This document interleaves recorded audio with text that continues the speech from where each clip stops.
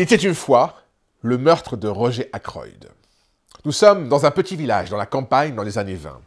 Un soir, dans sa superbe propriété, un riche industriel est assassiné. Roger Ackroyd. C'était l'âme de cette petite bourgade tranquille, le pilier de la communauté. Tout le monde tournait autour de lui. Quel est le mobile du meurtre? La découverte d'un chantage? La veille, sa maîtresse a été poussée au suicide par un mystérieux maître chanteur qu'elle s'apprêtait à dénoncer. Les conséquences d'un cambriolage? Le soir même, un visiteur a été vu entrer dans la propriété. La captation d'un héritage? Voilà déjà des années que beaucoup rôdaient autour de la fortune de Roger Ackroyd. Autrement dit, qui a commis le meurtre? Le beau-fils aux abois? La jeune fille trop comme il faut? La sœur rapace?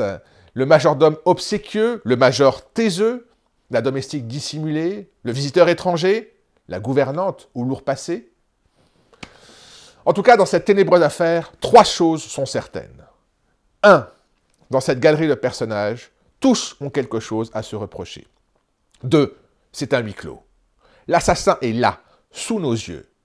Coupable idéal ou meurtrier insoupçonnable, la révélation finale n'en sera que plus spectaculaire et scandaleuse. 3. Pour résoudre une telle affaire, il va falloir un esprit hors du commun.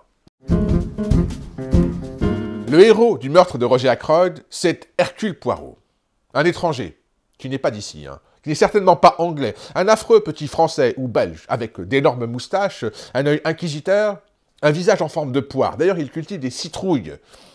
Très affable, un peu timbré, une énigme. Il ressemble à un coiffeur retraité, un Poirot. Mais c'est aussi un héros, une star qui vit ici incognito, le plus grand détective qui existe. Comme un sorcier, il peut lire dans les pensées. Il sait tout, voit tout, comprend tout. Je suis célèbre pour mes petites idées, dit-il. C'est un maître en psychologie. Il étudie la nature humaine. Un Hercule. Hercule Poirot, c'est au fond un héros mythique sous ses airs de bonne poire. Face à lui, il y a le docteur Shepard. C'est un médecin tenu au secret professionnel, très discret, très anglais, avec son sens de l'implicite, avec son sens des convenances. L'ami de tout le monde, le confident, l'intercesseur, l'ingénieur à ses heures. Shepard et Poirot forment un tandem. Le détective nomme le docteur son assistant et le docteur essaye de suivre le détective dans ses raisonnements. Ce n'est pas simple, parce que Poirot voit tout mais ne dit rien. C'est humiliant de ne rien comprendre. Alors, Shepard est le narrateur de cette histoire, et il est un peu la projection du lecteur, un témoin intérieur, un scribe inférieur, qui tente de se mettre au niveau de cet esprit supérieur qu'est Hercule Poirot. Le meurtre de Roger Ackroyd est un roman policier qui nous captive par de multiples aspects. D'abord, la quête de vérité, toute la vérité. Voilà ce que demande Poirot. Dites-moi la vérité. Je veux la vérité. J'agis dans l'intérêt de la vérité, non pas à la morale, ni même la justice, débusquer le vrai. La vérité de tous. Il défie ainsi tous les membres présents. Je vous arracherai votre vérité. Et la vérité donc à tout prix. J'irai jusqu'au bout, prévient-il. Tel est le pacte pour accepter cette affaire. Deuxième enjeu qui nous captive, l'art de l'interprétation et de la perspective. Poirot a sa manière bien à lui de voir les choses, un angle de vision tout à fait particulier, une manière qui n'est pas celle des autres. Vraiment, vous ne voyez pas? Ça saute aux yeux pourtant, dit-il à Shepard.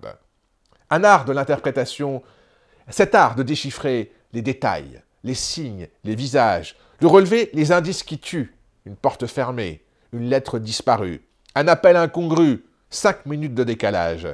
Car Poirot sait bien que ce qui paraît le plus insignifiant est en fait le plus important, que c'est l'absurde qui constitue la clé de l'énigme.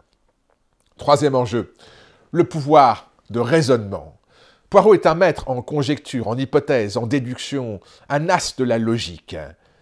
Il est capable de chercher jusqu'au bout la cause. Pourquoi? Telle est la question la plus importante pour lui. Et ce pourquoi, il le trouvera là où c'est le plus inattendu.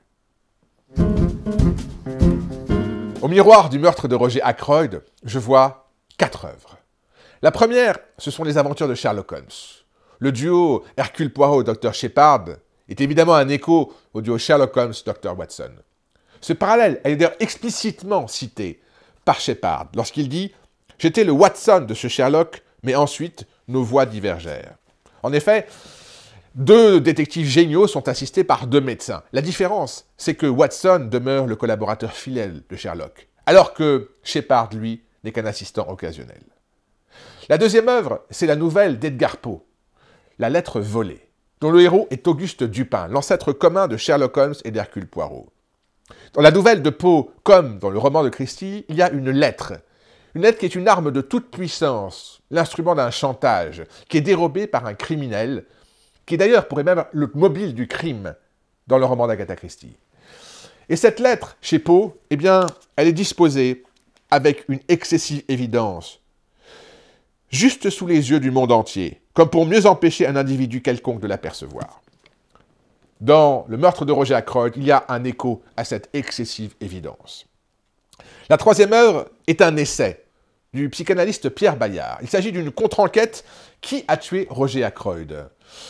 Pierre Bayard reprend le roman et constate que Agatha Christie a fourvoyé le lecteur. Elle a donné un faux coupable. Il s'agit donc d'une erreur judiciaire et Hercule Poirot s'est trompé. L'accusation de Poirot laisse subsister de nombreuses zones d'ombre. Il y a un faisceau d'indices réduit, des éléments inexpliqués, une absence de tentative d'explication. Il s'agit donc de réouvrir l'enquête. Et Bayard propose une fin alternative, un autre coupable, peut-être un délire. La quatrième œuvre, c'est le film Usual Suspects, avec ses suspects classiques et puis son coupable totalement inhabituel, avec la succession des points de vue, des hypothèses, des reconstitutions, et avec cette question, comment faire parler la vérité? Mais d'où vient Hercule Poirot? Agatha Christie a une gouvernante française. Elle garde d'ailleurs toute sa vie un léger accent du sud-ouest. Et puis, elle a fini ses études à Paris. Durant la guerre, des réfugiés belges viennent dans son village. Elle s'en inspire pour composer Hercule Poirot. En 1926, son mari connaît des difficultés d'argent. Agatha Christie décide d'écrire un roman pour augmenter les revenus du ménage. Elle publie Le meurtre de Roger Ackroyd, son 7e roman, le 4e avec Hercule Poirot. Et c'est son premier succès, 8000 exemplaires vendus, ce qui pour l'époque est énorme. Agatha Christie est lancée, et désormais, c'est le succès planétaire. Elle devient la reine du crime, elle est anoblie plus tard par Élisabeth II. 67 romans, 190 nouvelles, 20 pièces de théâtre. Elle devient l'auteur anglais le plus lu au monde après Shakespeare. 4 milliards d'exemplaires vendus, 4 millions chaque année, plus de 7000 traductions. Et tout cela commence avec Le meurtre de Roger Ackroyd. Mais on a aussi considéré que ce roman était une tricherie. On a accusé Agatha Christie d'avoir trompé le lecteur, de l'avoir mystifié, de l'avoir induit en erreur, d'avoir brisé les sacro-saintes lois du roman policier. Oui, peut-être, mais cette transgression, cette innovation, c'est aussi la réinvention d'une grammaire. C'est un coup de génie qui fait que le roman est connu bien au-delà du genre policier, par cette espèce de twist qui nous emporte et qui subvertit notre regard. La devise du meurtre de Roger Ackroyd, c'est « Chacun de vous a quelque chose à cacher ». Le meurtre d'Ackroyd est le résultat d'un faisceau de mystères, un mystère qui ouvre sur une forêt de mystères. Et pour le comprendre, il faut d'abord comprendre que tout le monde ment. Tout le monde cache quelque chose, tout le monde porte un masque. Et ces mensonges rendent le meurtre opaque, indéchiffrable. Il faut lever une à une toutes ces petites cachotteries. D'où la méthode de Poirot. Commencer par faire un interrogatoire de chacun, et les mensonges sont exposés. Et puis, un deuxième tour, un deuxième interrogatoire pour faire tomber les masques. Ainsi, avec révélation et reconstitution, tous les morceaux du puzzle peuvent être assemblés pour comprendre enfin quelle est cette vérité, au cœur des vérités. Le point qui me touche particulièrement dans le meurtre de Roger Ackroyd, c'est l'art suprême de l'implicite. Son sens du secret dans le secret. Dans ce qui est dit, manque l'essentiel. Tout est sous nos yeux, ou presque. Cette manière de sous-entendre, voilà ce qui donne le plaisir absolu de ce roman. Et on ne termine avec l'envie de le relire. C'est exceptionnel pour un roman policier. En général, la découverte du coupable met fin à l'intérêt de l'intrigue. Et bien là, on le lit une deuxième fois, en connaissance de cause. Et ce qui était d'abord une sorte de déception devient une complicité retrouvée avec Agatha Christie. Ainsi, Le meurtre de Roger Ackroyd est à la fois un immense classique et une exception radicale. Voilà ce qui fait de ce livre un plaisir 2 fois plutôt qu'une. Le meurtre de Roger Ackroyd d'Agatha Christie, c'est en poche. Et comme d'habitude, c'est moins de 10 €. À la semaine prochaine, dans ma bibliothèque.